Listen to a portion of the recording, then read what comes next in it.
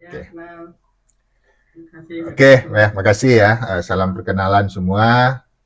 Jadi kita mulai ya, Bismillahirrahmanirrahim. Ya, kuliah kita mungkin sekitar 1,5 jam atau 2 jam gitu ya Pak Jujur ya, atau gimana? Iya, betul, betul, Prof. Iya, betul. Jika nanti Ya, ada ya time kita, untuk ya, question answer ya. ya gitu ya. Oke. Jadi saya sebenarnya setelah pulang ya, saya baru di Universitas Negeri Malang ya, sekarang udah 3,5 tahun ya. Dan sebelumnya saya tidak pernah mengajar filsafat ilmu. Jadi tapi saya diminta oleh teman-teman di Universitas Negeri Malang memberikan mata kuliah filsafat ilmu untuk mahasiswa S3 ya, mahasiswa S3 di program studi pendidikan kimia. Dan alhamdulillah saya sudah posting banyak itu di YouTube kuliah saya, dan ada juga dosen yang ikut ya dalam mata kuliah filsafat ilmu itu. Tapi setelah saya memberikan kuliah itu, saya merasa ada sesuatu yang perlu kita pahami ya. Karena kita ingin ya Indonesia itu maju ya dari aspek ilmu pengetahuan, dan kita mesti memahami apa itu hakikat ilmu. Oleh karena itu pada hari ini kita akan bicarakan apa sih sebenarnya hakikat ilmu itu dari perspektif filsafat ya. Dan ini menurut saya penting ya, karena kita ingin kalau kita memahami itu, kita akan bisa memaknai. Nah, kalau kita tidak memahami, bagaimana kita bisa memaknai? Kalau kita tidak bisa memaknai, bagaimana kita bisa betul-betul semangat gitu untuk mencari ilmu itu. Nah, jadi ini sangat penting ya, karena landasan filosofis itu menurut saya sangat penting dalam kita memajukan ilmu pengetahuan. Oke ya. Jadi saya berangkat sebenarnya kalau kita bicara mengenai ilmu itu kan hubungannya itu adalah dengan cara berpikir kita. Dan itu sangat fundamental sekali cara berpikir itu. Dan saya pada hari ini akan cerita bagaimana kita berpikir, kemudian mungkin kita akan membicarakan tokoh-tokoh atau filsuf-filsuf, karena ini kuliah filsafat, tokoh-tokoh yang berkontribusi kepada perkembangan ilmu pengetahuan. Dan kita harus berterima kasih ya kepada tokoh-tokoh filsuf-filsuf yang memberikan kontribusi yang sangat besar dari 2000 tahun yang lalu sampai sekarang. Mungkin lebih ya dari 2000 tahun lagi sekarang. Jadi kita akan ceritakan berapa tokoh di dalam filsafat ya, sains, yang berkontribusi terhadap perkembangan ilmu pengetahuan. Tapi sebelumnya saya akan coba bercerita ya. Kalau kita lihat ya, manusia itu dia berpikir ya. Dan kita berpikir itu ada dua sistem gitu ya. Saya boleh tuliskan ini otak kita gitu ya. Cara berpikir kita itu ada dua sistem. Kita bisa bilang ada satu sistem, ini adalah sistem satu, dan ini adalah sistem dua. Kok duanya kayak Z gitu ya, sistem dua. Dan ini pembagian dari sistem ini dikemukakan oleh seorang pemenang Nobel. Dia itu ahli psikologi, tetapi dia dapat Nobel dalam bidang ilmu ekonomi. Namanya Daniel Kahneman. Daniel Kahneman. Jadi dia itu psikologi, tetapi dia itu dapat Nobel di dalam bidang ekonomi. Dia membagi cara berpikir manusia itu kepada dua sistem. Sistem yang pertama itu dia itu sangat cepat ya, cepat gitu, sangat cepat. Kemudian sistem yang kedua itu lambat. Ya. Dan semua orang di dunia ini, semua yang hidup itu, dia kan berpikir. Ada yang cepat, ada yang lambat. Dan yang cepat itu adalah cara berpikir yang di bawah sadar. Tidak sadar ya, tidak sadar. Unconscious namanya kalau dalam bahasa Inggrisnya. Kalau sistem 2 yang lambat ini adalah conscious. Ya. Yang sistem 1 yang cepat ini tidak sadar kita otomatis sifatnya. Dan sebagai contoh misalnya ya, Bapak Ibu kalau melihat saya misalnya, kan langsung berpikir cepat nih, Pak Hadi ini seperti apa ya? Langsung, oh iya ya Pak Hadi ini langsung melihat orang itu, ada istilahnya itu bias, itu halo effect namanya. Pertama kali ngelihat orang, kita langsung judge orang itu, langsung kita nilai orang itu. Ya kebetulan orang itu berantakan wajahnya. Wah kok seperti ini ya? Kok orang ini tidak profesional misalnya. Nah, itu berpikir sangat cepat, tidak sadar kita berpikirnya itu. Tapi ada juga berpikir yang lambat. Ini sadar kita, dan ini memang lambat dia. Dan sifatnya itu rasional. Kalau yang cepat ini sifatnya itu sangat intuitif dia. Intuitif. Ya. Ini apa? Rasional yang lambat itu. Ya. Dan kalau kita lihat yang sistem 1 itu, dia banyak bergantung kepada perspektif kita, persepsi kita, ya. Karena sifatnya intuitif, bergantung kepada pengalaman masa lalu kita. Jadi kalau misalnya pengalaman masa lalu kita itu, misalnya kita bisa melihat sesuatu yang tidak biasa, langsung kita judge, langsung kita menilai, loh kaget kita. Karena itu intuitif sifatnya, ya. Dan ini keputusan-keputusan manusia itu kebanyakannya adalah didorong oleh sistem 1 ini. Bukan sistem 2 ini. Dan kalau kita lihat ilmu pengetahuan itu, mana yang sangat berkontribusi terhadap perkembangan ilmu pengetahuan? Kalau menurut saya dua-duanya, ya. Ada yang intuitif, ada yang rasional. Intuitif itu biasanya perkembangan ilmu pengetahuan, kalau ide-ide itu datangnya dari mana? Ya dari intuitif biasanya. Kita mendengar ada kisah mengenai Newton, apel jatuh ke kepalanya, langsung dia keluar teori gravitasi katanya. Itu kan intuisi sifatnya, cepat gitu ya. Nah, itu kan kita nggak tahu benar apa enggak ya. Cuma itu ada pengaruhnya juga dalam perkembangan ilmu pengetahuan. Dan sifat intuitif dan rasional ini harus kita betul-betul kita gunakan untuk perkembangan pengetahuan. Dan sistem 2 ini, ya, yang sangat lambat ini biasanya melibatkan keputusan yang kompleks, ya. Keputusan yang kompleks. Yang kompleks. Kalau keputusan yang kompleks itu kan perlu rasionalitas kita untuk membahasnya. Apalagi ibu bapak yang S1, S2, S3 kimia itu, kalau melihat NMR punya peak itu kan kita harus betul-betul melihat, ini dari mana ya? Peak ini punya siapa ya?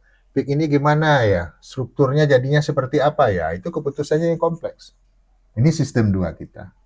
Tetapi dalam kita melihat sehari-hari, ini kita rata-rata menggunakan keputusan 1 itu yang keputusan yang keputusan keputusan harian lah ya, keputusan harian gitu ya. Jadi kalau kita melihat bahwa cara berpikir kita seperti ini, kita bisa merasakan bahwa untuk perkembangan ilmu pengetahuan yang kita pelajari di kimia itu, kita lebih cenderung menggunakan sistem 2 kita yang lambat. Ya.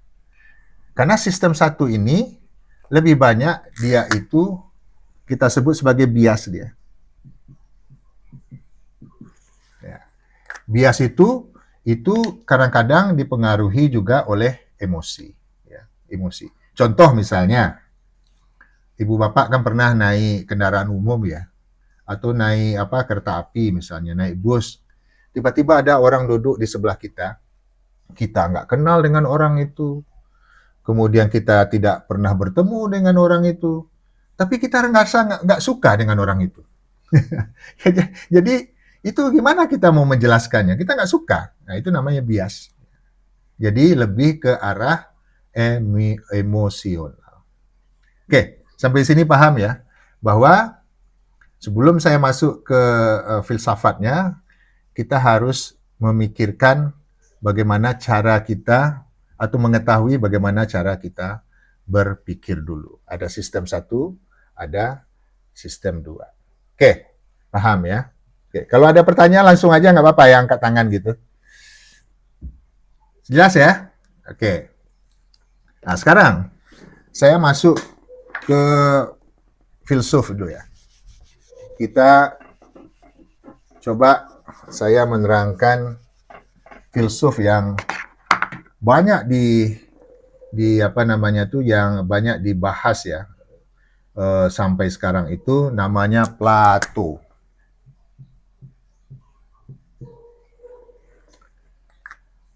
Plato itu lahir sekitar tahun 427 sebelum Masehi. 427 sebelum Masehi itu berapa tahun ya itu ya? Berapa tahun nih Pak jujur ya? 427. 1400 tahun yang lalu ya? Ya sekitar segitu ya. Artinya sudah sangat lama ya, 4427 tahun 427 sebelum Masehi. Jadi filsuf Plato ini sampai sekarang walaupun sudah beribuan lebih dari 1000 tahun dia masih di apa namanya masih dirujuk oleh orang sampai sekarang. Dan dialah orang yang menurut saya sangat berperan sekali di dalam meletakkan fondasi bagaimana kita memandang realitas. Ya. Karena kalau kita melihat ilmu pengetahuan itu, kita berhadapan dengan realitas. Ya. Jadi Plato itu, dia hidup 427 tahun sebelum Masehi, dan dia mengarang buku. Nah, ini saya tunjukkan bukunya ini. Salah satu buku Plato yang banyak dirujuk orang itu adalah judulnya Republik, ya, Republik. Bayangkan sampai sekarang masih bisa orang buku setebal ini ditulis ya, dicetak lagi ini. Ini saya beli di Malang ini buku ini Plato Republik ini. Dan bisa di-download di internet juga. Dan saya akan terangkan ini kontribusi Plato itu dalam kita melihat perspektif ilmu pengetahuan itu. Jadi Plato itu dia melihat bagaimana kita berangkat ya melihat ilmu pengetahuan itu. Memahami realitas, Dan ada tingkatan-tingkatannya. Tingkat pertama itu yang disebut sebagai doksa. Doksa ini, apa sih doksa itu? Mitos. Jadi waktu zaman Yunani dulu itu, kalau ada petir misalnya, dia kan nggak bisa nerangin seperti kita sekarang petir itu. Karena dia nggak bisa menerangkan, dia menggunakan dewa-dewa. Namanya mitos, ada metodologi Yunani. Dewa petir itu Zeus misalnya. Ada lagi kalau misalnya ada badai, siapa lagi dewanya? Ada fenomena ini. Jadi levelnya itu mitos. Dan inilah kenapa pada zaman itu kita tidak bisa bilang bahwa zaman dulu itu, kok seperti itu ya? Kita ketawa kan melihatnya seperti sekarang ini. Tapi sekarang ini kita kalau melihat mitos di Indonesia kan banyak juga mitos, ya kan? Yang hal-hal yang kita jelaskan dengan bukan berdasarkan ilmu pengetahuan yang kita sekarang ini, tetapi berdasarkan mitos-mitos, mitologi namanya. Ini namanya level pertamanya itu adalah doksa. Dan kalau saya bilang ke mahasiswa saya, coba kamu cari mitos-mitos di sekeliling kamu. Oh, rupanya banyak mitos-mitosnya. Ini lucu juga nih, saya kalau di kampung itu ya, di Sumatera Barat itu, kalau misalnya ada orang membuat tape ya, tapai hitam. Kita kalau hari raya itu buat tape hitam. Itu kan nggak boleh, jangan kentut di situ. Kalau kentut itu nggak jadi tapenya. Itu kan mitos itu. Padahal kita tahu H2S yang dihasilkan sangat sedikit sekali. Apa sih pengaruhnya kepada pembentukan tape? Tapi sampai sekarang pun masih ada orang yang mengatakan, jangan dimarahinnya kita nggak boleh kentut membuat tape itu. Macam-macam lah mitosnya gitu kan. Ini levelnya adalah level yang paling dasar. Apakah ini salah? Ya enggak. Ini kan orang ingin menjelaskan fenomena yang levelnya itu masih level mitos, ya nggak masalah. Nah, ini namanya doxa, kata Plato itu. Kemudian tingkat kedua, dia naik lagi tingkat kedua. Ini tingkat kedua itu sudah ada lebih ke ilmu pengetahuan, namanya episteme. Jadi tingkat kedua ini yang episteme itu sudahlah agak lebih rasional dia. Lebih rasional dia dalam menjelaskan suatu fenomena. Oleh karena itu, kalau tingkat episteme ini kita bisa menjelaskan, keluarlah ilmu-ilmu yang kita bisa lihat sekarang ini. Ada ilmu kimia organik, ada ilmu kimia fisika namanya, ada metalurgi, dan segala macam. Dan ini naik levelnya. Nah, sekarang masyarakat kita masih ada nggak yang level 1? Ya masih ada sebagian. Mitos-mitos itu. Ya, oke. Kemudian setelah kita lihat naik dia level itu, ada level ketiga yang agak kata si Plato itu, yang disebut sebagai Sophia. Sophia itu gimana tulisannya? Sophia ya. Sophia. Sophia ini cinta sebenarnya. Kalau PhD, Pak Jujur kan dari dia ada gelar PhD ya. Nah, Philosophy of Doctor. Nah, ini Philosophy of Doctor ini maksudnya apa ini? Filosofi Sophia. Jadi cinta, Sophie itu cinta, philo itu kebijaksanaan. Jadi dokter yang cinta kepada kebijaksanaan. Jadi levelnya itu naik. Level ketiga ini, level ketiga.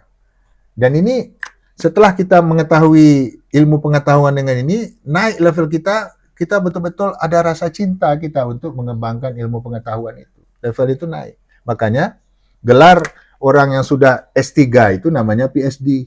Kalau di luar negeri itu ya. PhD. Philosophy of Doctor. Dan inilah tingkatan-tingkatan yang kata Plato itu kita harus naik level. Dari tingkat 1 yang doxa, mitos, kemudian episteme, kemudian kita sophia. Kalau kita lihat di cara berpikir kita, ya, ini doxa ini kadang-kadang itu sifatnya apa? Dia nggak masalah yang kompleks ya, masalah yang langsung kita buat decision. Kamu salah loh, ini loh, cepat, intuitif sifatnya, ya. Kalau episteme ini kan lama kita berpikirnya. Ilmu pengetahuan kalau kimia organik, kimia fisika, dan lain-lain itu, ya kita harus berpikirnya itu harus terstruktur kan, harus lama. Kita perlu ada step-step kita mempelajari. Naik lagi levelnya itu kita Sophia namanya. Cinta kita kepada ilmu pengetahuan. Dan ini yang dikatakan oleh Plato itu seharusnya lah kita naik level. Lama-lama ke tingkat keempat, ini lebih titik akhirnya itu hanya filsuf saja. Dia sudah merenung sampai dia pada level dia itu berpikir mengenai apa sih itu realitas itu. Sudah semakin ke atas dia semakin abstrak dia cara berpikirnya. Ya. Sampai dia mengetahui apa sih kebenaran itu. Tingkat terakhir itu dia sudah sampai ke kebenaran. Ini kata Plato, ya.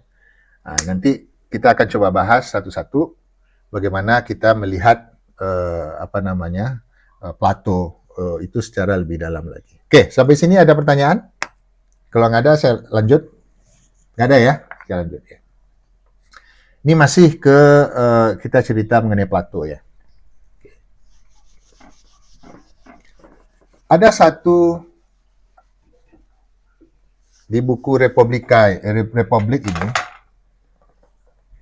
chapter ke, tunggu sebentar ya, Republik ini chapter ke, tunggu kalau saya lihat kan di sini ya, chapter 7. Jadi di sini ada berapa buku di dalamnya sebenarnya digabung ini.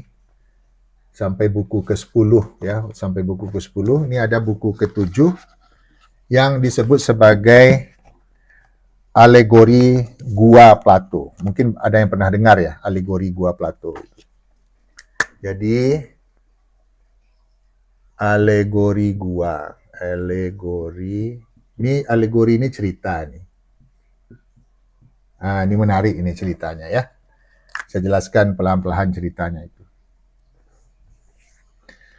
Jadi di dalam chapter buku ke-7 ini, 7 halaman berapa nih? 307, bentar ya.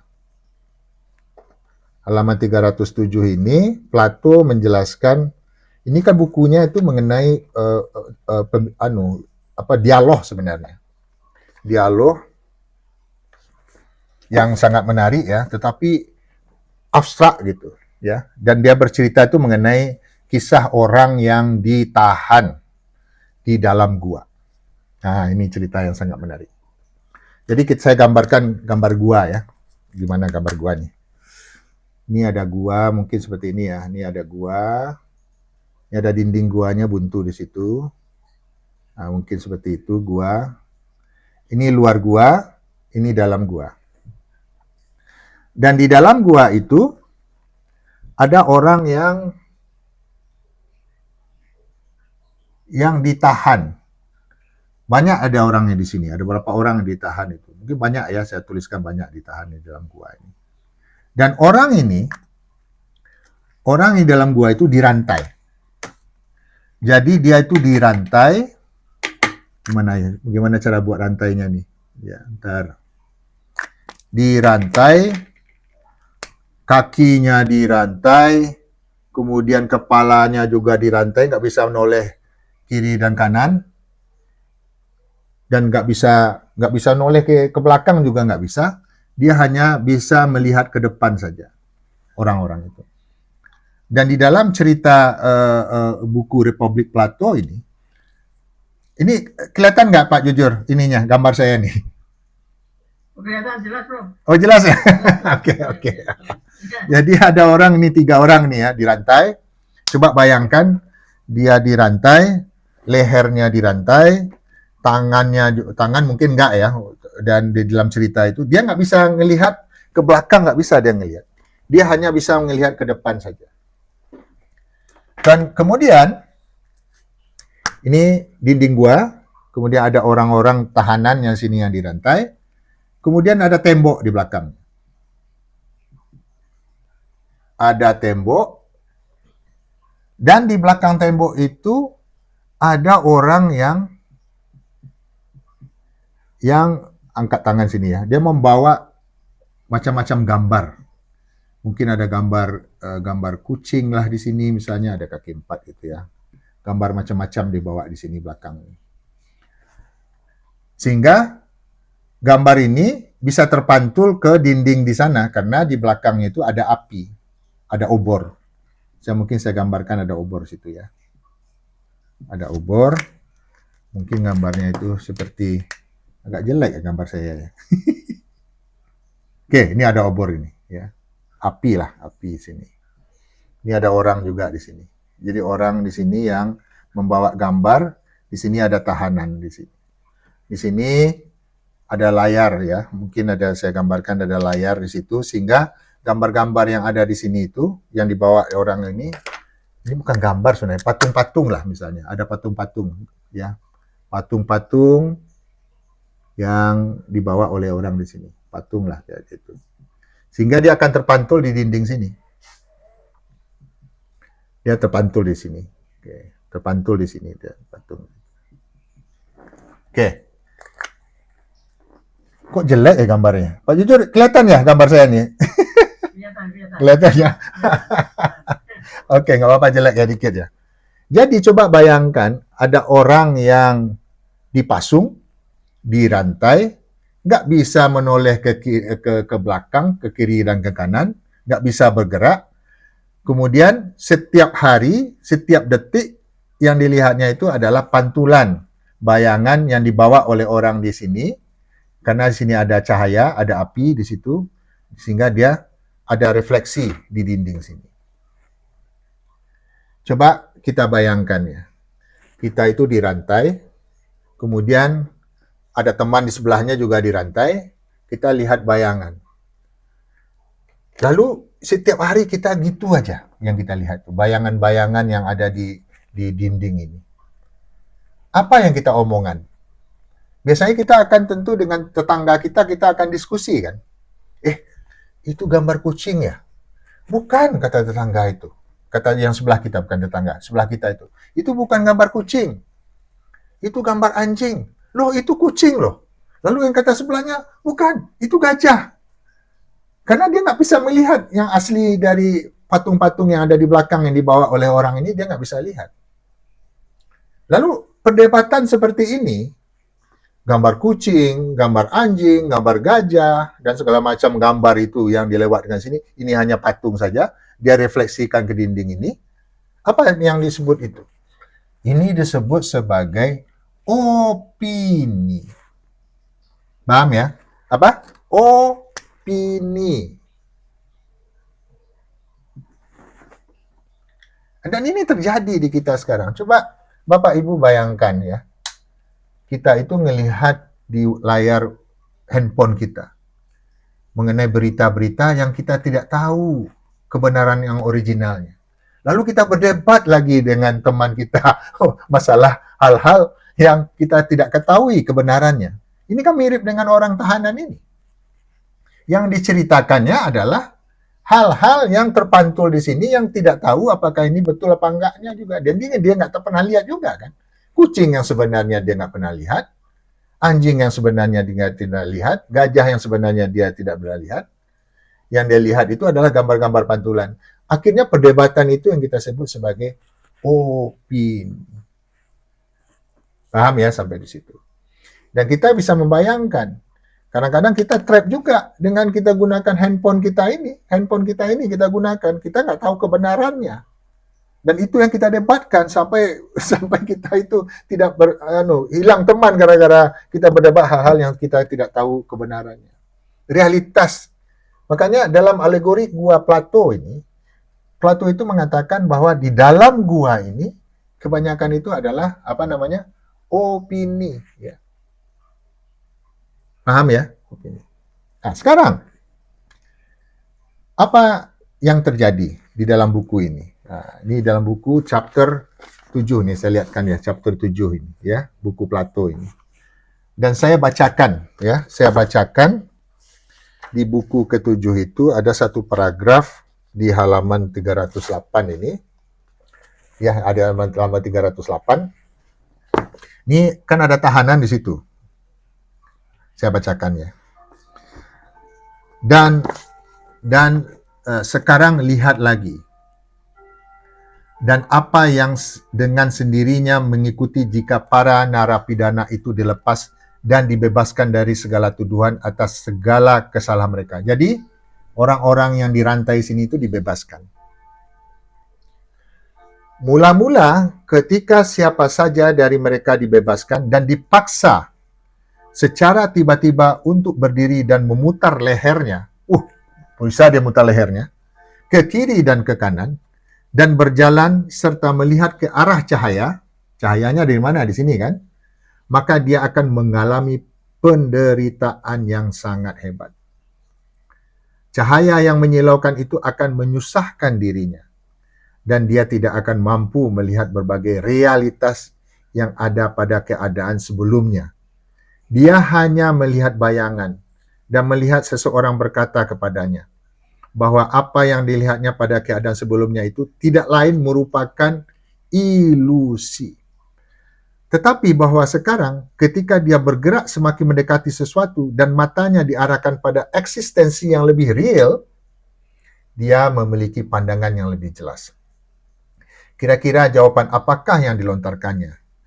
Dan engkau mungkin lebih lanjut membayangkan bahwa instrukturnya sedang menunjuk pada objek pada saat mereka lewat dan memintanya untuk memberikan nama pada objek tersebut. Apakah dia tidak akan menjadi bingung? Apakah dia tidak akan membayangkan bahwa bayangan yang sebelumnya dia lihat lebih benar daripada objek yang sekarang diperlihatkan kepadanya? Ini satu paragraf yang menurut saya sangat penting ya di dalam alegori Gua Plato. Jadi orang ini yang dirantai tadi, yang hanya seumur hidupnya itu melihat bayangan pantulan dari sini, tiba-tiba dia dilepaskan dan dia, bayangkan ya, kalau kita melihat sesuatu yang tidak pernah kita lihat seumur hidup kita, apa yang terjadi coba? Pasti kaget kan? Kagetnya itu setengah mati. Apalagi orang ini seumur hidupnya nggak pernah lihat, tidak pernah melihat objek yang lihatnya hanya bayangan. Itu penderitaannya sangat luar biasa. Bisa-bisa pingsan dia ini melihat yang dilihatnya apa sebenarnya? Realitas. Objek yang sebenarnya. Objek yang sebenarnya yang dilihatnya pas membalikkan itu. Dan ini kata si Plato itu, ini penderitaan. Nah, jadi kalau kita lihat di dalam perspektif ini, apa sih yang mau kita cari sebenarnya? Kan realitas sejati yang mau kita cari.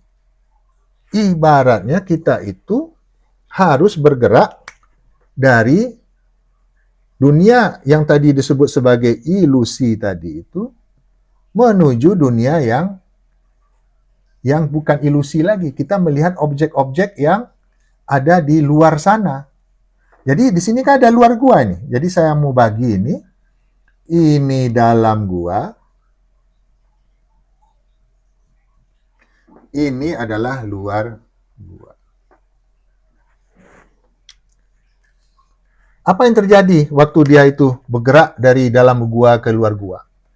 Luar biasa dia. Dia kaget sekaget-kagetnya melihat realitas yang sebenarnya itu. Ya, yang ada itu apa? Di luar itu kan kebenaran sebenarnya. Realitas sejati kata Plato itu. Dia baru tahu loh di luar itu. Pas sampai dia di luar, ini saya gambarkan lagi. Sampai dia di luar di sini misalnya, dia gerak di situ sampai dia di luar. Waduh, dia ngelihat sebenarnya, itulah matahari. Inilah pohon katanya. Inilah pohon. Ini ada pohon di situ, pohon ya, gitu ya, pohon. Sampai dia lihat wajahnya sendiri, wajah saya seperti ini. Kalau dilihatnya ada air di sini kan dia bercermin, wajah saya seperti ini. Jadi kita bisa membayangkan bahwa dunia di dalam gua itu adalah apa? Dunia opini dan juga ilusi kata Plato. Dan di luar gua itu adalah apa? Bukan opini lagi. Inilah realitas yang sejati. Ini realitas juga di dalam gua itu. Tetapi realitasnya itu adalah realitas yang semu. Ini yang di luar gua itu realitas juga, tetapi realitas yang sejati kata Plato.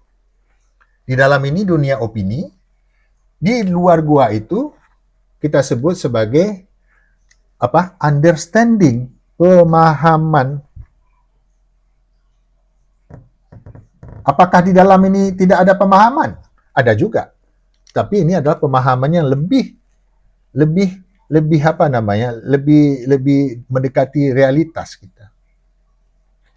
Dan kita bisa melihat juga bahwa di dalam gua itu, dalam opini itu, dan di luar yang tidak ini, di mana letak sains sebenarnya? Kata Plato, letak sains itu ya di sini. Sains itu letaknya di sini. Kok susah? Kok nggak bisa dianu lagi nih? Sains itu letaknya di sini. Sains.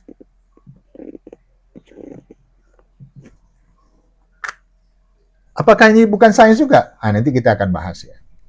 Jadi kita sekarang sudah bisa melihat ada sesuatu yang berbeda ketika orang itu duduk di dalam gua dan hanya melihat bayangan-bayangan dan di dalam itu hanyalah ada opini dan ilusi dan kita harus kalau dia keluar dua pemahamannya akan lebih dan disinilah sains dan sinilah pemahaman disinilah yang kita sebut sebagai apa namanya tuh intellection. Bahasa Inggrisnya intellection itu apa ya? Intellection.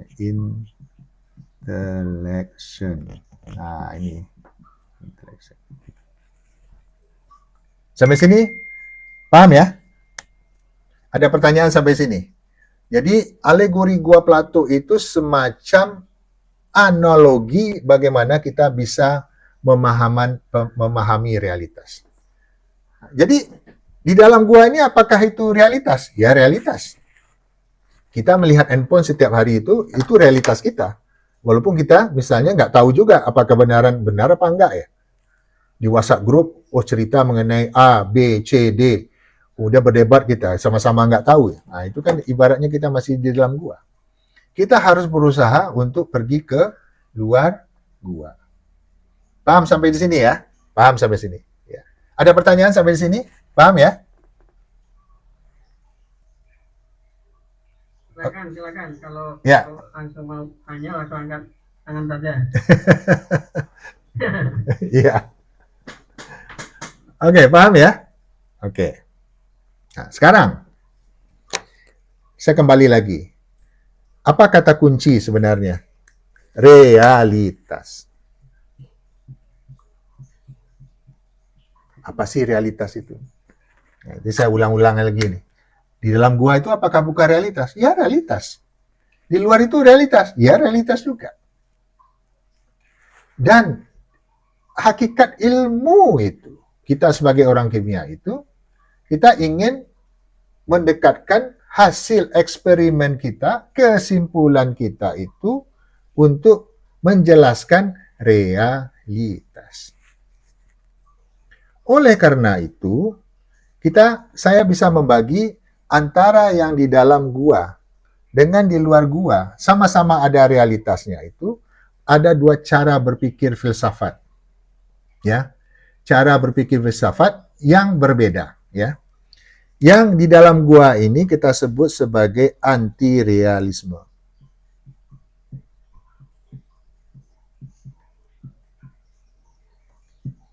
Oke? Yang di sini kita sebut sebagai realisme.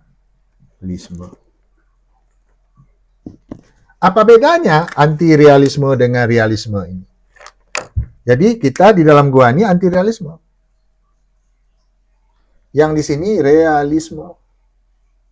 Apa bedanya? Coba kita perhatikan orang-orang ini untuk mencari realitas.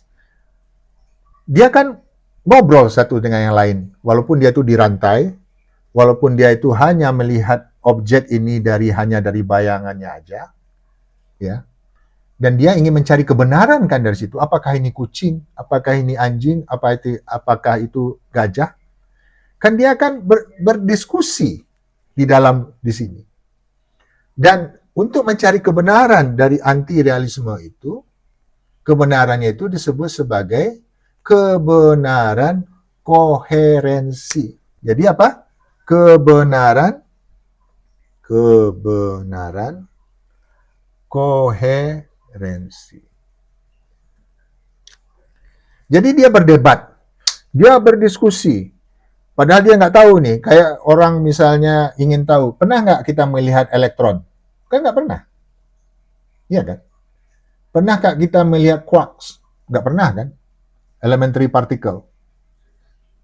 Tapi yang kita lihat itu adalah fenomena-fenomena yang disimpulkan oleh para ahli dari hasil eksperimen, sehingga menujulah suatu titik kebenaran, bahwa ini loh elektron itu, ini loh quark itu, ini loh elementary particle yang lain, boson dan segala macam itu. Dan ini adalah kesepakatan oleh para ahli. Ahli itu siapa? Ya ahli fisika, ahli kimia. Dan inilah yang kita sebut sebagai kebenaran koherensi. Padahal dia tidak tahu realitas sebenarnya kan. Nggak melihat dia sebenarnya. Cuma yang dilihatnya itu adalah fenomena, hasil-hasil eksperimen, yang betul-betul dia bisa, kalau digabung-gabung itu, kita bisa melihat kalau di dalam proses induksi namanya, ya, induktif, mengambil kesimpulan. Ini adalah kebenarannya adalah koherensi. Dan ini biasanya digunakan orang untuk anti-realisme ini di dalam bidang ilmu sosial kebanyakannya. Ilmu sosial itu banyak menggunakan konsep anti-realisme filsafatnya. Jadi dia tuh berdiskusi.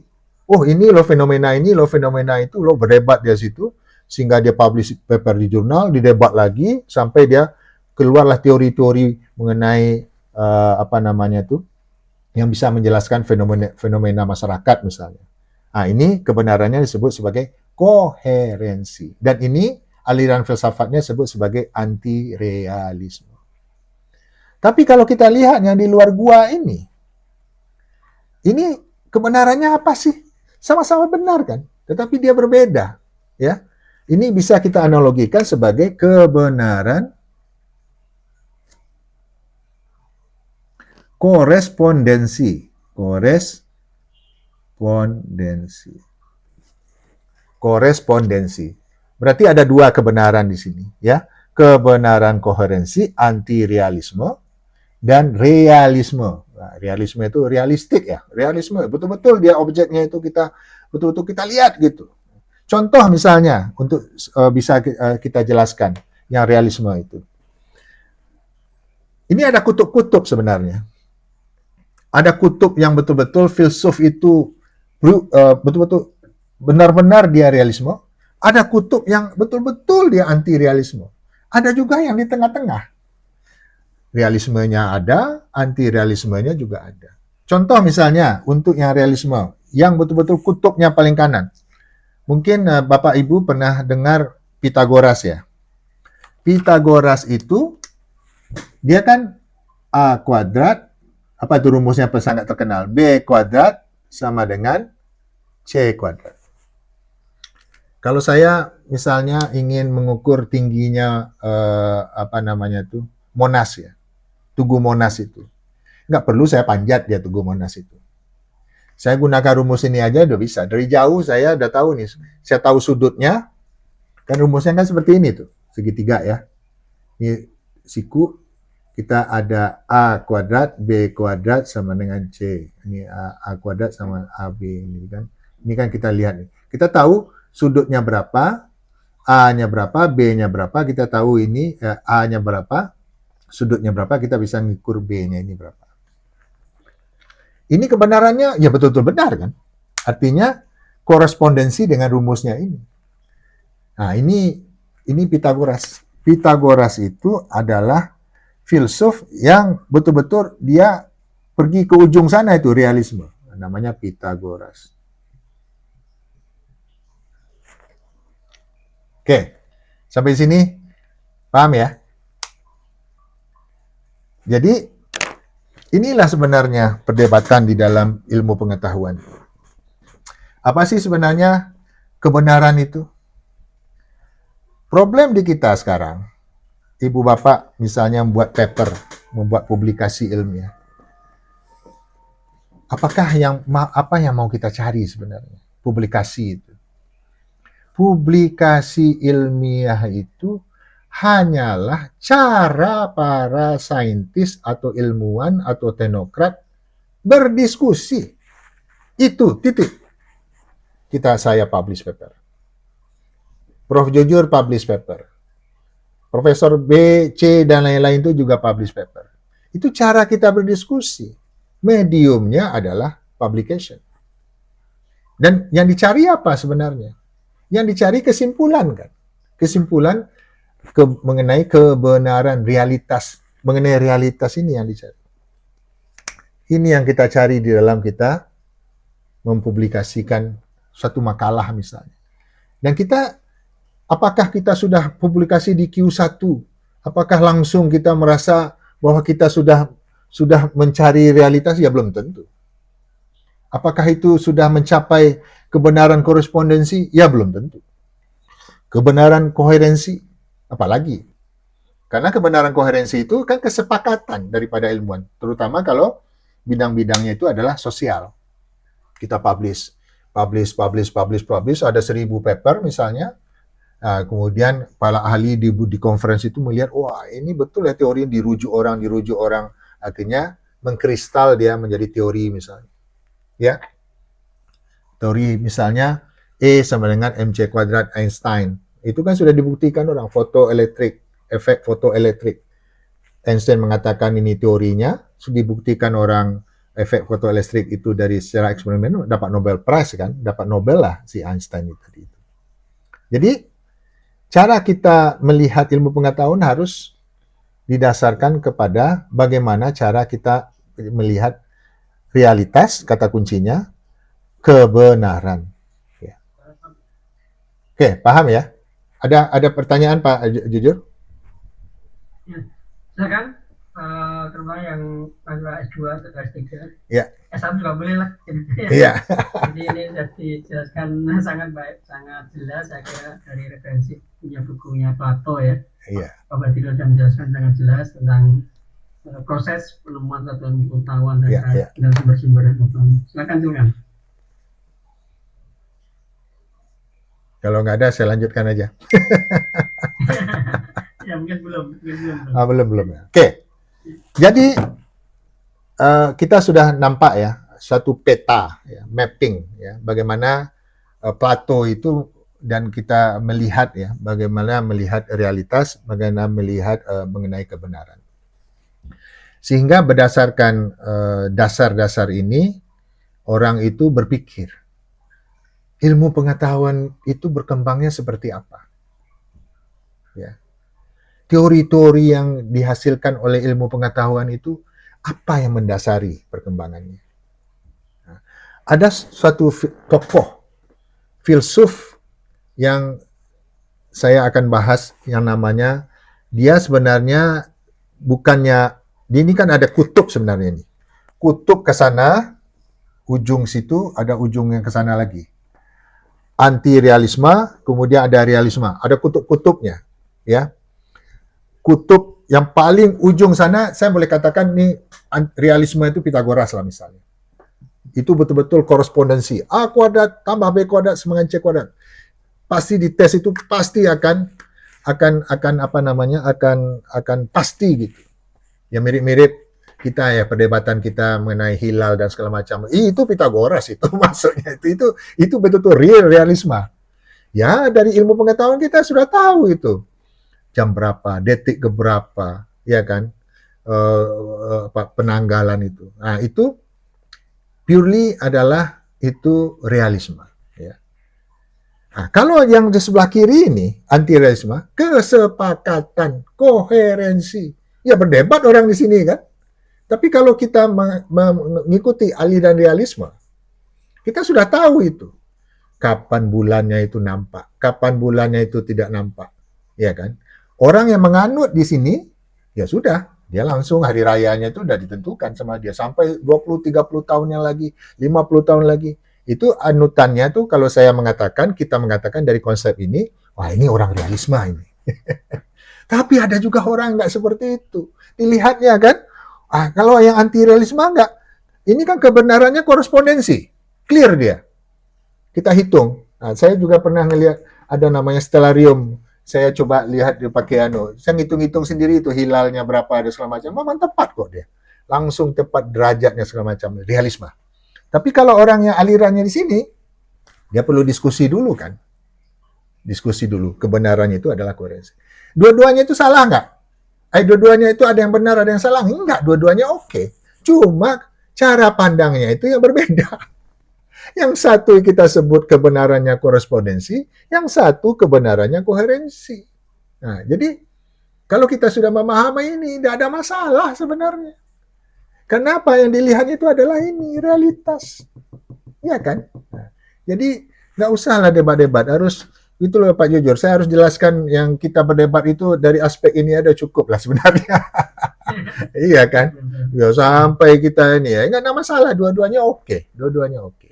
Oke, jadi kembali lagi kepada anti-realisme dan realisme itu. Ada filsuf yang sangat terkenal, yang dia bukannya anti-realismenya di sebelah sini, nggak, agak ke tengah dia. Ya, namanya itu adalah Karl Popper. Karl Popper. Karl Popper. Karl Popper ini adalah filsuf yang mengatakan bahwa ilmu pengetahuan itu bisa kita lihat dari konsep yang disebut sebagai falsifikasi. Apa? Falsifikasi. Falsifikasi. Falsifikasi itu kita tahu ya, false. Salah ya. Jadi dia mengatakan secara sederhana ini, ya secara sederhana, padahal kalau kita jelaskan di bukunya itu ya agak rumit juga bukunya itu. Dia mengatakan begini secara sederhana, bahwa jika kita bisa mengatakan sesuatu hal itu salah, namanya teori falsifikasi. Jika kita bisa mengatakan sesuatu hal itu salah, maka kita bisa mengkategorikan sebagai sains. Paham ya? Jadi kalau kita itu bisa mengatakan itu salah, ya kan? Teori itu salah, itu sains. Tapi kalau kita tidak bisa mengatakan itu salah, itu bukan sains. Nah, contoh yang paling sederhana. Dari teori falsifikasi. Ini Karl Popper ini anti realisme ya. Kalau ilmu kimia misalnya, teori itu kan berkembang ya. Teori misalnya Thomson dulu. Kemudian ada lagi teori sampai kita tahu teori bahwa elektron itu bersifat dualisme misalnya. Itu kan ada perkembangan. Ada yang teori mengatakan elektron itu kayak apa ya, di donat kayak gitu ya. Ada kayak kismis ya di partikel kayak gitu. Kemudian ada orbit ya, Thomson teori dan segala macam. Itu kan perkembangan. Kita kan mengatakan bahwa ini nggak benar loh. Oh, karena nggak benar kita bisa memodifikasi sehingga menjadi lebih benar dia. Nah, kalau seperti itu, kata si Karl Popper, dia masuk dalam teori falsifikasi ini disebut sebagai sains. Jadi sains itu kalau kita bisa mengatakan itu salah, ya itulah sains. Paham ya? Ini ada kerendahan hati intelektual di sini. Kerendahan hati intelektual ini sangat penting untuk perkembangan ilmu pengetahuan. Kalau ada orang yang berdebat itu tidak mau mengakui kesalahan, itu tidak ada kerendahan hati intelektual. Itu bagaimana ilmu pengetahuan itu bisa berkembang. Paham ya? Jadi Karl Popper ini dia sangat berpikirnya seperti itu. Ini yang kita sebut sebagai Popperian scientific methods namanya. Jadi metodologi sains Popper. Ya. Jadi seperti Popper. Jadi kita harus ada hipotesis, kemudian kita buktikan bahwa hipotesis kita itu benar atau salah. Ini Popperian. Ini teorinya namanya apa? Falsifikasi. Contoh misalnya yang paling dekat dengan kita. Apa sih yang tidak bisa kita buktikan itu salah? Yang bukan sains. Menurut Ibu Bapak apa? Agama. Coba Ibu Bapak mengatakan agama orang lain itu salah. Mati kita nanti dibunuhnya, kan? Iya kan? Karena itu bukan sains. Jadi Karl Popper ini dengan cara dia mengatakan falsifikasi ini, dia bisa membedakan mana yang sains, mana yang non-sains. Teori falsifikasi. Jadi, dengan begini, teori itu berkembangnya, Karl Popper ini, teori itu berkembangnya itu, kalau dibuktikan itu salah, ini saya hapus saja lah sini tengah-tengahnya.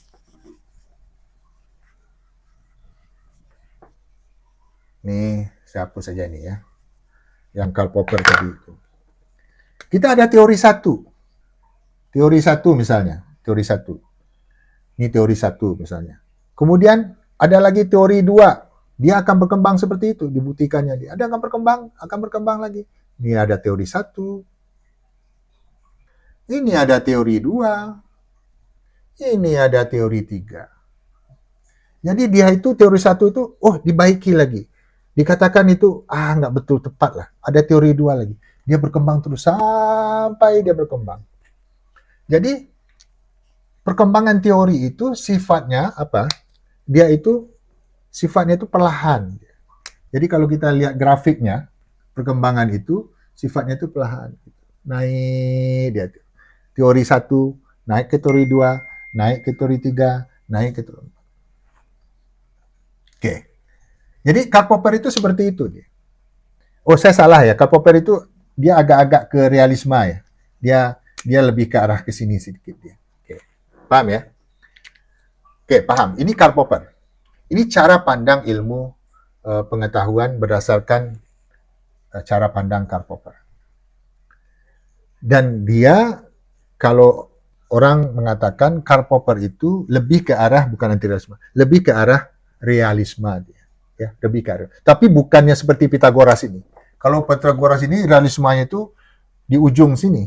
Kalau Karl Popper mungkin agak di tengah-tengah sedikit. Karena apa? Dia ada anti-realismenya juga sedikit gitu ya. Oke. Paham ya sampai di sini? Jadi apa kontribusi dari Karl Popper sebenarnya? Ya. Oke. Kontribusinya adalah dia meletakkan dasar kita melakukan penelitian yang dikembangkan nanti oleh Francis Bacon. Namanya adalah Popperian Scientific Method. Kita ada observasi, kemudian kita bertanya, kemudian kita ada hipotesis, kemudian kita ada prediksi. Dan prediksi itu kita lakukan dengan eksperimen. Ya kan? Apakah betul prediksi itu? Kalau dia betul, ya sudah. Kita bisa ngambil kesimpulan. Tapi kalau nggak betul, kita ubah lagi hipotesisnya. Begitulah. Ini yang kita sebut sebagai Popperian Scientific Methods. Anda bayangkan kalau seandainya, Bapak Ibu bayangkan, dan ini yang diterapkan di dunia ilmu pengetahuan kita, Popperian ini. Sehingga di dunia barat di sana, ilmu pengetahuan itu berkembang karena dia betul-betul mengetahui basic, fundamental bagaimana ilmu pengetahuan itu berkembang. Dan ini apa? Realisme. Oke, paham ya? Ada satu lagi filsuf yang sangat sangat berperan ya, dan dia lebih ke arah anti-realisme ya, anti-realisme.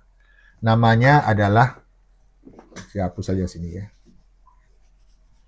Ini terbalik ini sebenarnya, harusnya Karl Popper itu saya letak di sini nih. Tapi nggak apa-apa. Ini Karl Popper itu di sini, ini Karl Popper itu ke sini. Ini ada anti-realismenya sini. Namanya siapa? Thomas Kuhn.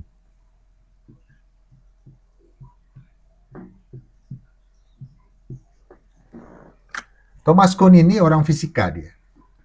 Orang fisika yang profesor di Harvard, yang mengarang buku yang sangat dikenal, sangat banyak dibaca orang.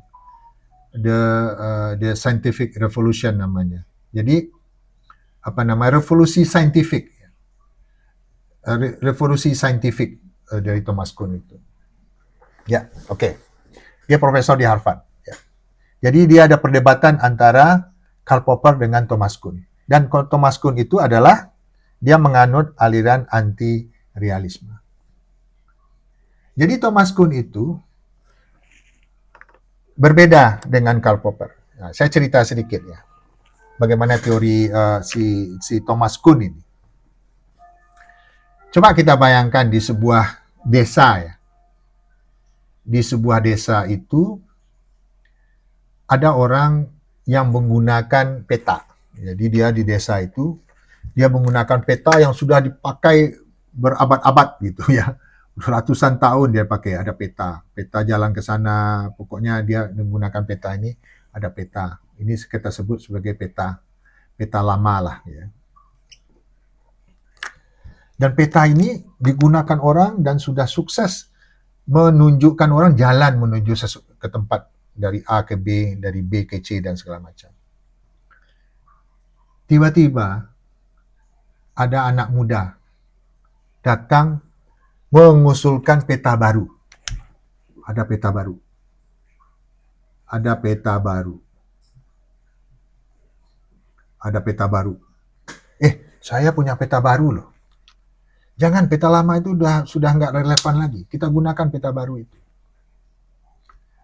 Menurut Bapak Ibu, apa yang terjadi jika di dalam suatu komunitas, di dalam satu kampung, di suatu desa itu, yang sudah turun-temurun menggunakan cara lama, menggunakan peta lama, tiba-tiba ada orang yang mengusulkan hal baru.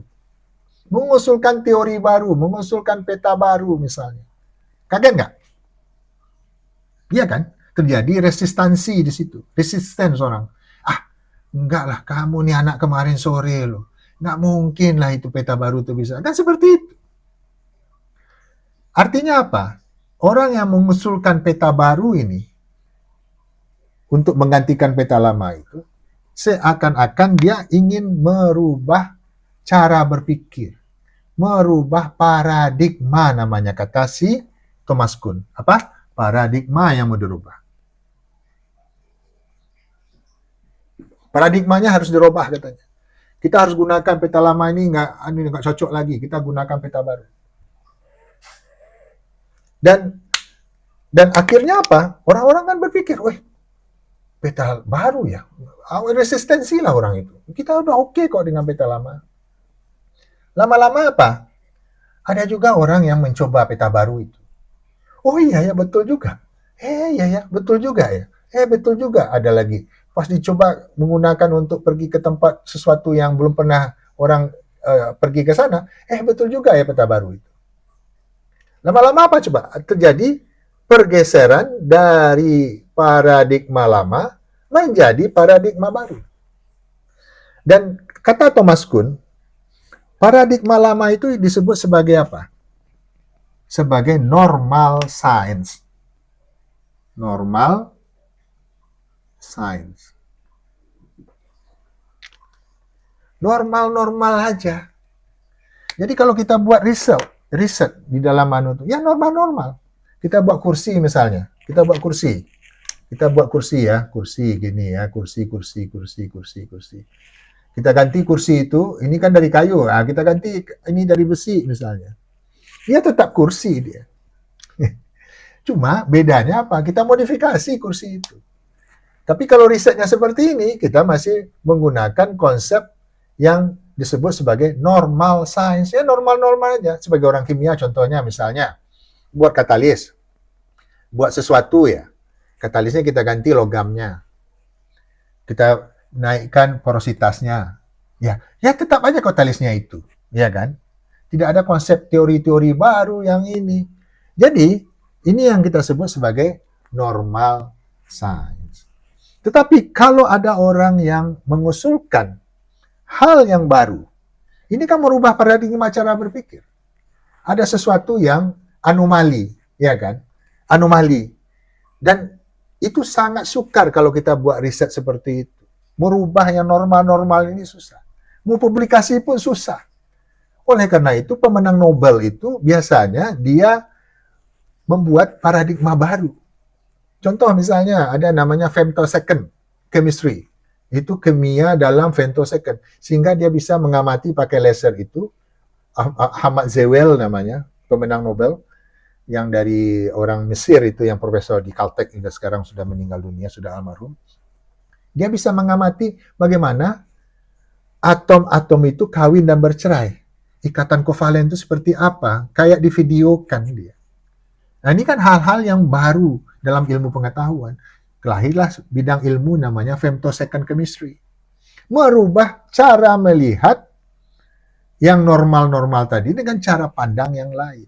Ya kan? Nah, ini yang orang yang mengusulkan peta baru di peta lama itu, dari normal science, dia berubah menjadi new science. Ya. Jadi ada anomali di situ. Ada resistensi dia di situ untuk dari peta lama menjadi peta baru. Dan akhirnya apa? Kalau proses ini berjalan, biasanya akan terjadi krisis. Krisis itu ya, orang-orang akan insecure kan. Oh iya ya, teori ini kok gini, yang teori ini. Orang berdebat jadinya kan. Krisis dia. Tapi kalau krisis itu sudah dijalankan, sudah teratasi, terjadilah apa yang disebut sebagai scientific revolution. Revolusi. Nah, ini kata Thomas Kuhn. Namanya apa? Scientific revolution.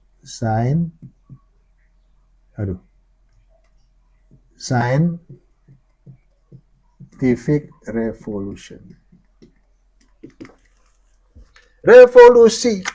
Tapi kalau seandainya krisis itu tidak jalan, dia pergi lagi ke normal.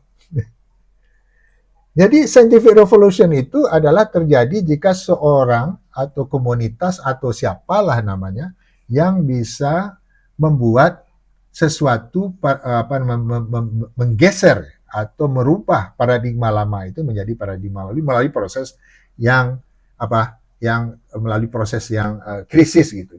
Makanya terjadilah revolusi. Jadi beda dia dengan yang ini. Kalau yang Kalau yang Popper ini Popper ya. Dia perkembangan ilmu pengetahuan ini, perkembangan ilmu pengetahuan. Dia progresnya itu apa? Smooth dia seperti itu. Ada teori 1, teori 2, teori 3. Tapi kalau scientific revolution ini tidak seperti itu. Dia seperti ini, ya. Ada revolusi, kemudian ada lagi naik lagi dia. Ada naik lagi dia. Jadi ada step-step yang menyebabkan ini revolusi ini. Revolusi itu apa maksudnya? Perkembangan secara mendadak. Ini revolusinya di mana? Di sini. Di mana revolusinya? Di sini. Revolusinya mana? Di sini. Naik lagi. Dan ini, hal-hal seperti ini biasanya terjadi di bidang ilmu sosial. Kenapa? Karena untuk dia menggeser dari normal science itu menjadi new science tadi itu, melalui scientific revolution, perlu ada kebenaran, koherensi. Perlu ada kesepakatan dari para saintis-saintis, daripada ilmuwan-ilmuwan. Ya. Jadi kita sudah bisa melihat ada dua cara pandang kita melihat ilmu pengetahuan itu. Ada yang anti-realisme, yang diwakili oleh Thomas Kuhn, ya. Ada realisme yang diwakili oleh Karl Popper, yang di ujung sana itu ada Pythagoras, sehingga kita bisa melihat cara pandang dua ini. Dan kalau Thomas Kuhn ini kan perkembangannya seperti ini, teori 1, teori 2, teori 3. Kalau Thomas Kuhn itu nggak seperti itu dia. Kalau Thomas Kuhn itu cara pandangnya adalah perkembangan ilmu pengetahuan itu, dia sifatnya itu, karena terjadi revolusi, teori 1-nya seperti ini, ini teori 2, teori 3, teori 4, teori 5. Jadi ini ada teori 1, teori 2, ini teori 3, teori 4, teori 5. Perkembangannya seperti itu. Jadi seperti ini perkembangannya. Ini yang kita sebut sebagai realisme, ini anti-realisme. Jadi kalau ini kita memahami perkembangan ilmu pengetahuan dengan cara seperti ini, kita betul-betul membuat riset itu ke arah itu. Ya. Problem di kita sekarang ini, yaitulah yang kita amati. Kita hanya melihat dari banyak-banyaknya saja. Tidak ada terobosan-terobosan, itu nggak ada. Kita masih pada level belajar meneliti sebenarnya. Bukan betul-betul frontiers.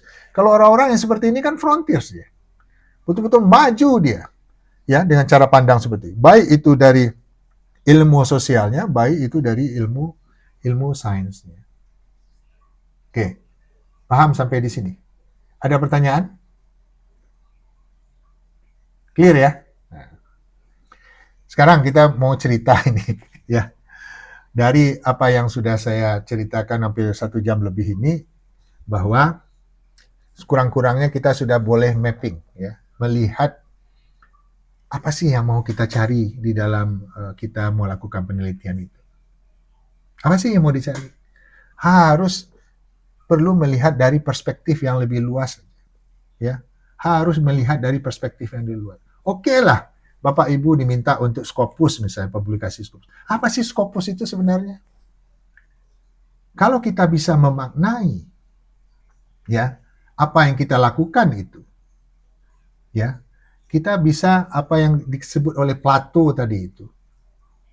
Level naik, bukan lagi doksa, bukan lagi episteme, kita naik level kita. Apa yang disebut sebagai sophia.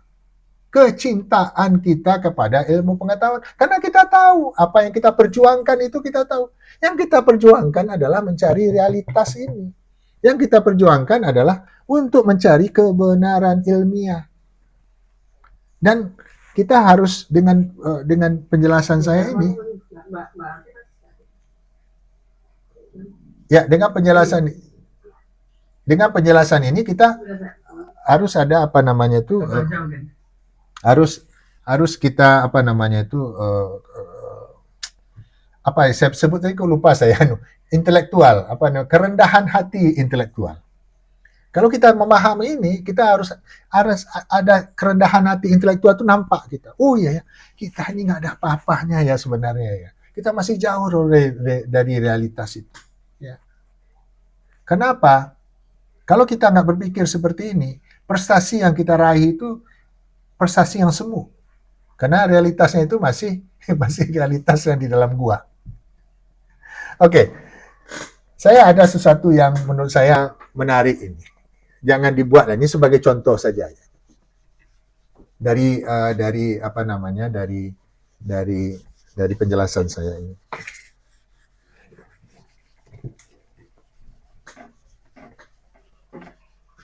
Tadi kan kita sudah belajar mengenai Popper ya. Popper itu ada namanya Popperian Scientific Method. Ya. Popperian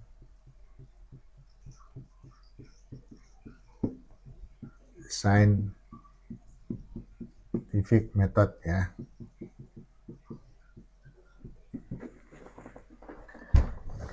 Dia dikembangkan oleh Francis Bacon ya.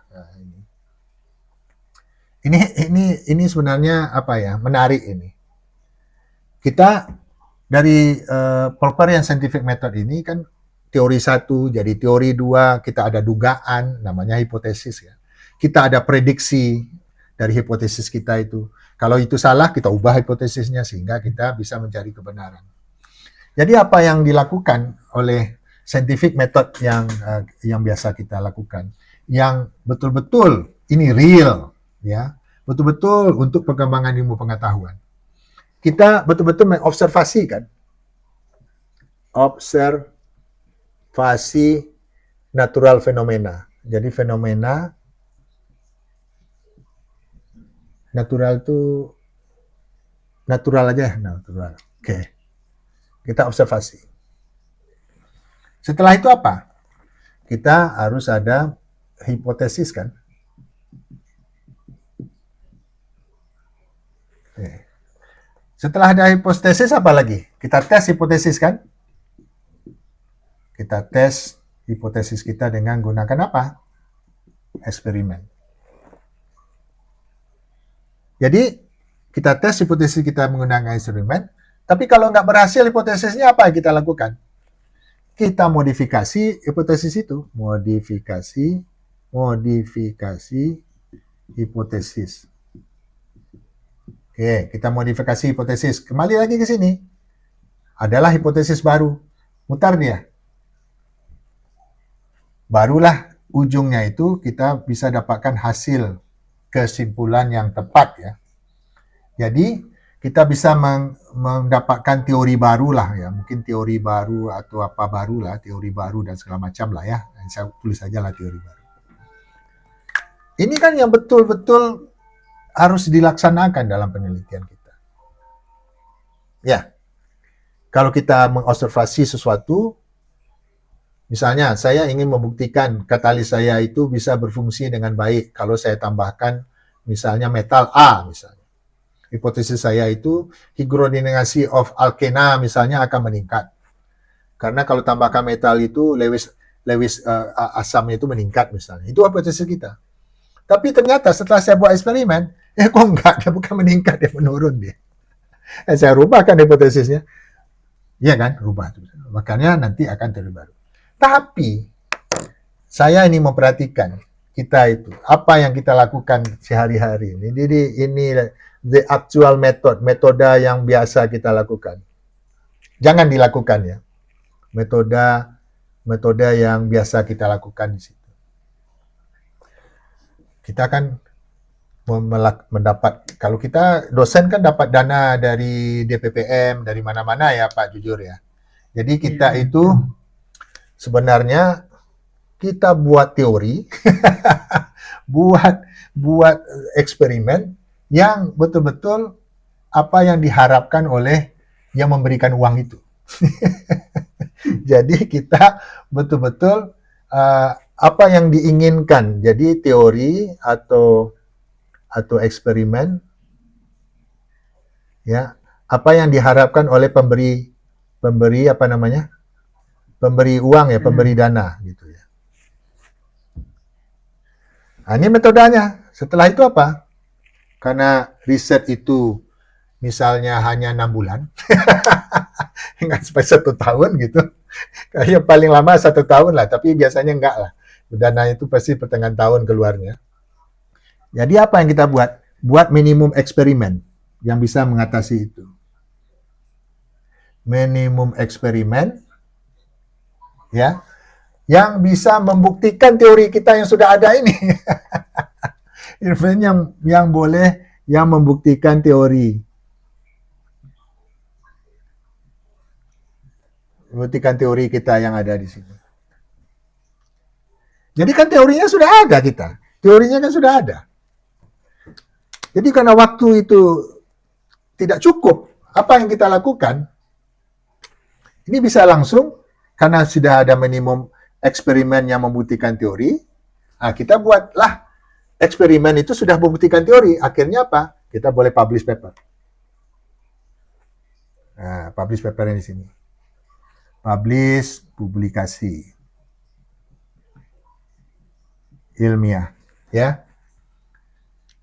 Jadi kita namakan teori kita tadi itu menjadi hipotesis, padahal bukan. Kadang kita dalam otak kita itu sudah ada teorinya sebelumnya. Padahal sebenarnya harusnya kan seperti ini, kita ulang-ulang seperti ini. Ini kan enggak, karena kita sudah ada teori sebelumnya. Eksperimen itu yang untuk ini ya kita buat minimum eksperimen yang membuktikan teori. Publikasi ilmiah kita juga seperti itu. Publikasi ilmiahnya adalah untuk kita merename teori kita itu menjadi hipotesis. Kita ganti dia publikasi ilmiah, rename, menamakan teori tadi itu menjadi hipotesis. Atau kita modifikasi teori tadi itu, data kita nggak sesuai dengan teori kita. Kita modifikasi teorinya untuk sesuai dengan data. Modifikasi teori supaya sesuai dengan data. Nah, inilah jadi publikasinya itu.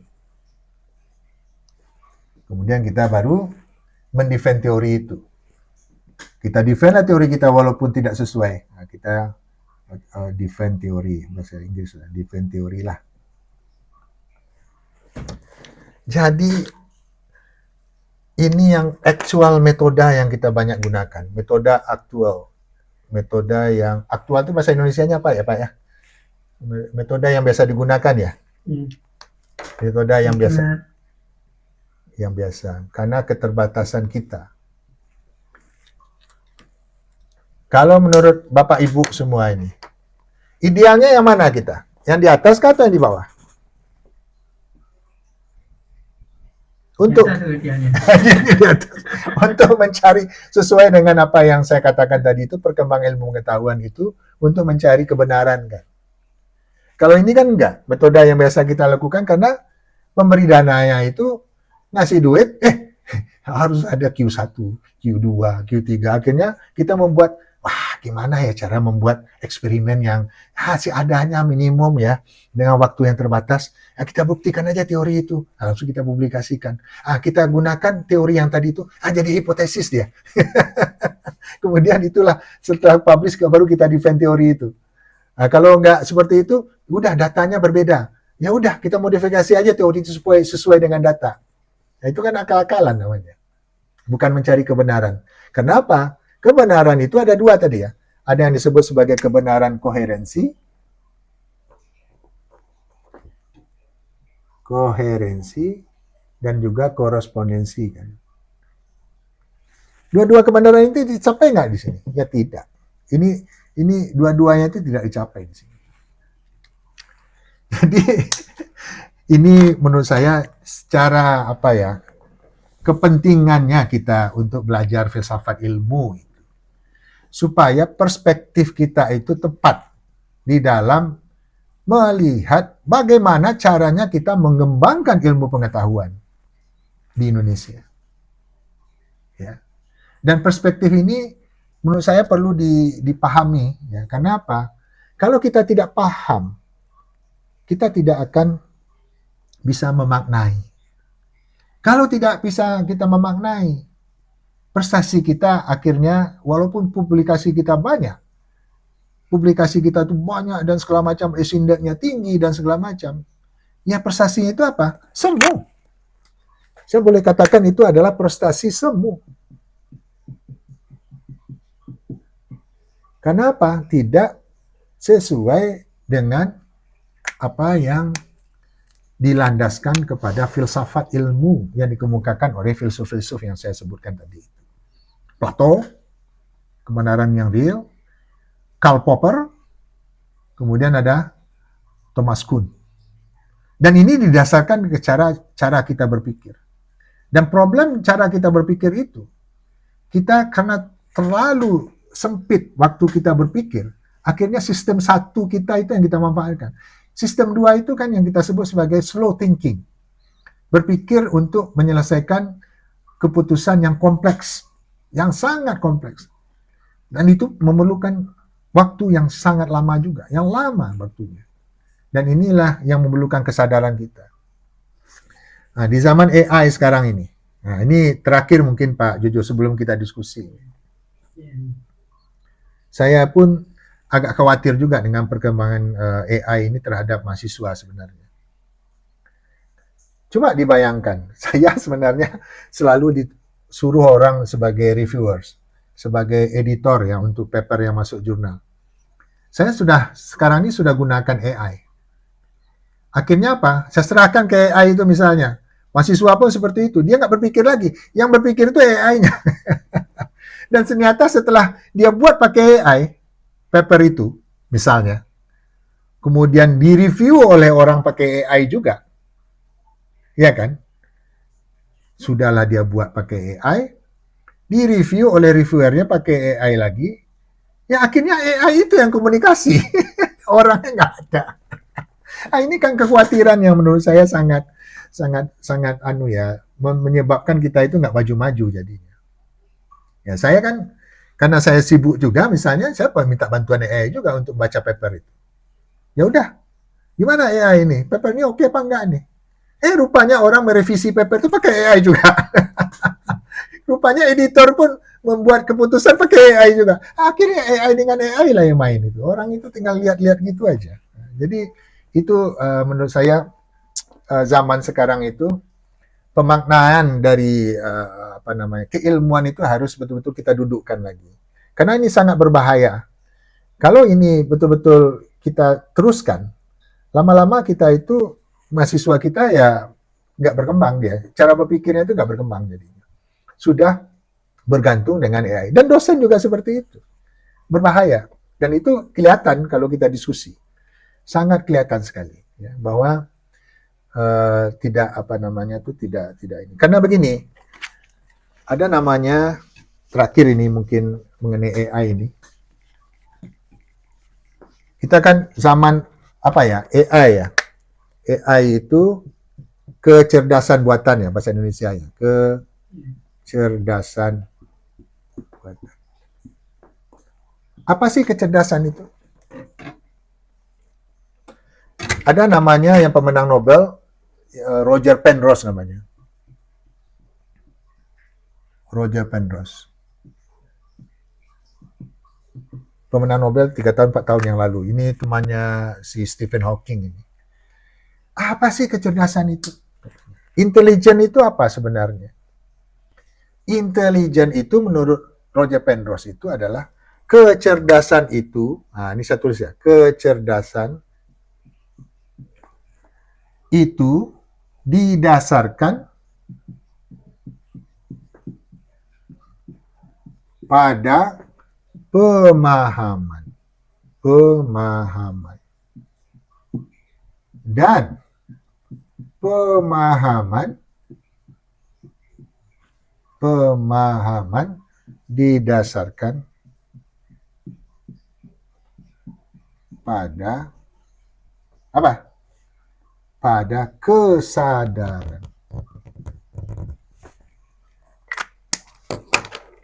Kecerdasan didasarkan pada pemahaman, dan pemahaman itu didasarkan pada kesadaran. Jadi AI itu yang intelijen, yang betul-betul real, intelijen itu ya manusia. Karena apa?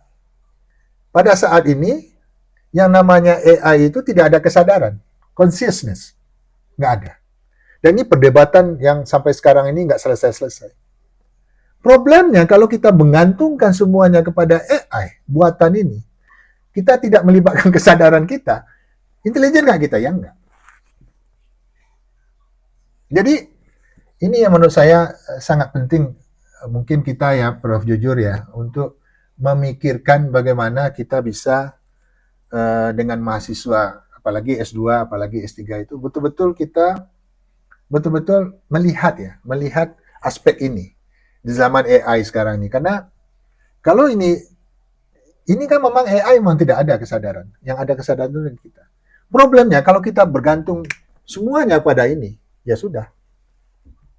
Ini sudah menguasai kita jadinya. Ya kan? Artinya perkembangan ilmu pengetahuan yang dikatakan oleh Penrose, oleh Karl Popper tadi, kemudian Thomas Kuhn tadi itu, ya tanpa kesadaran itu ya akhirnya AI dengan AI aja yang main jadi. Mungkin seperti itu, Prof jujur.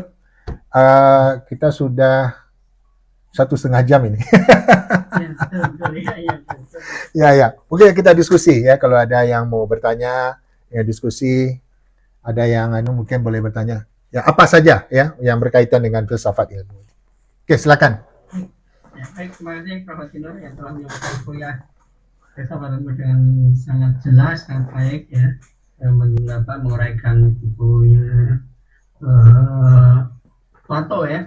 Kuliah ini kuliah pertama dan Prof. Sinor nanti kemudian untuk satu kali lagi satu semester ini pada sesi habis menjelang UAS nanti, ini kan menjelang UTS ini. Ya, betul, boleh. Ya, boleh. Sekali lagi. Mungkin bisa kelanjutannya nanti. Ya. Baik, para mahasiswa sekalian dan para hadirin ada hadir 32 orang di sini, alhamdulillah berapa yang bergabung. Alhamdulillah ya.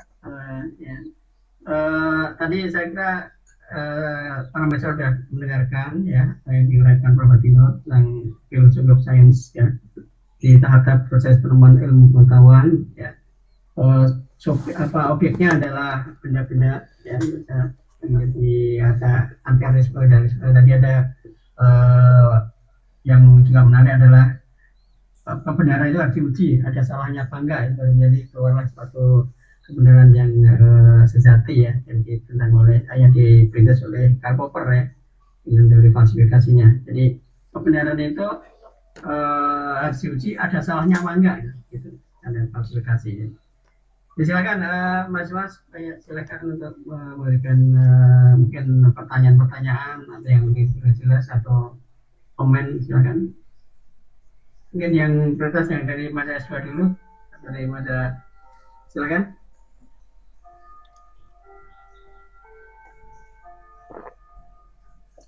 Mungkin saya panggil di sini ada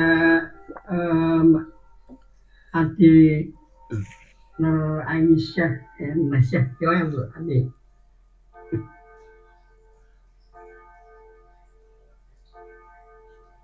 Yuk, silakan. Ya. Ada juga di sini hadir ke Kamila Ridwan, silakan. Dan dari Maluku Utara tadi. Dari Ternate. Ya, dari Ternate ya. Malu-malu nampak Prof jujur ini. Ya, nggak apa-apa. Yang lain juga silakan, yang dari satu juga nggak apa-apa. Saya kan. Silakan bisa raise hand, angkat tangannya.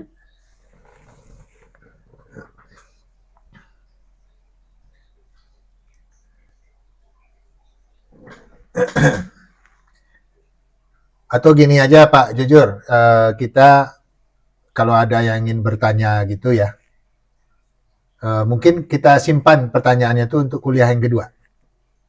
Oh ya, gitu ya boleh. Jadi di WA aja ke saya, nanti sesuai dengan pertanyaan itu, nanti saya akan susun kuliah sesuai dengan itu. Karena itu jadi lebih menarik ya, jadi aktual dia jadinya. Jadi bukannya lagi nanti dari pertanyaan itu saya akan jawab, mungkin kita akan diskusi gitu, akan lebih baik ya. Seperti itu. Ya mungkin seperti itu. Ya. Oke, atau juga begitu ya. Jadi silakan nanti Mas Al buat pertanyaan-pertanyaan yang terkait dengan kuliah kita. Dan nanti akan bisa profil pada sesi kuliah yang kedua semester. Ya. Untuk hari ini tidak ada pertanyaan. Ya. Jadi ya, intinya adalah tadi bahwa ilmu pertanian itu lahir ya, dari proses observasi fenomena alam semesta ya. Alam yang ada di sekitar kita atau alam semesta atau fenomena sosial ya, yang kemudian diobservasi ya, dibuat model risetnya dalam skala laboratorium, digital charge-nya, kemudian dipublikasikan untuk mendapatkan komentar dari peer review atau dari teman-teman sejawat, kemudian sampai dicari-cari kesalahannya, divalidasi dan seterusnya ya, sampai kemudian keluarlah teori apabila itu sudah benar-benar valid. Nah teori itu kan kebenarannya juga relatif ya, karena kalau nanti ditemukan bukti baru yang menyangkal dengan tentang teori itu, bisa saja teori yang tadi sudah establis bisa saja menjadi jadi tidak diakui lagi ya, yang seperti misalnya teori Darwin tentang evolusi manusia yang biasa kita pakai contoh ya. Bertahan cukup lama, tapi setelah tentang teori tentang keturunan lewat genetika, ternyata teori Darwin adalah salah. Jadi teori-teori yang kita pelajari saat ini adalah teori-teori yang kebenarannya masih relatif ya, sampai nanti ditemukan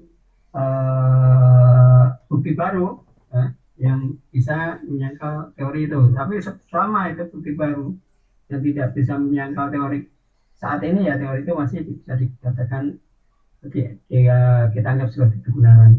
Kira-kira begitu ya Prof. Ya.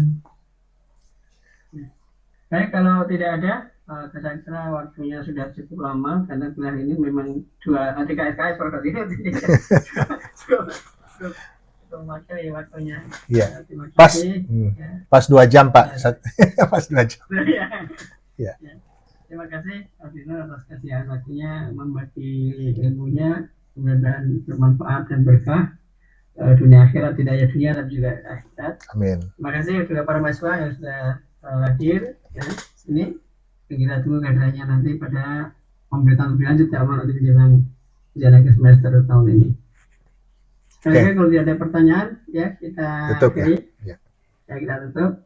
Assalamualaikum warahmatullahi wabarakatuh. Waalaikumsalam warahmatullahi wabarakatuh. Oke, selamat hari raya. Ya, sih. Ya, selamat hari raya juga. Selamat hari raya. Ya. Oke. Assalamualaikum warahmatullahi wabarakatuh. Saya tutup ya. Oke. Assalamualaikum warahmatullahi wabarakatuh.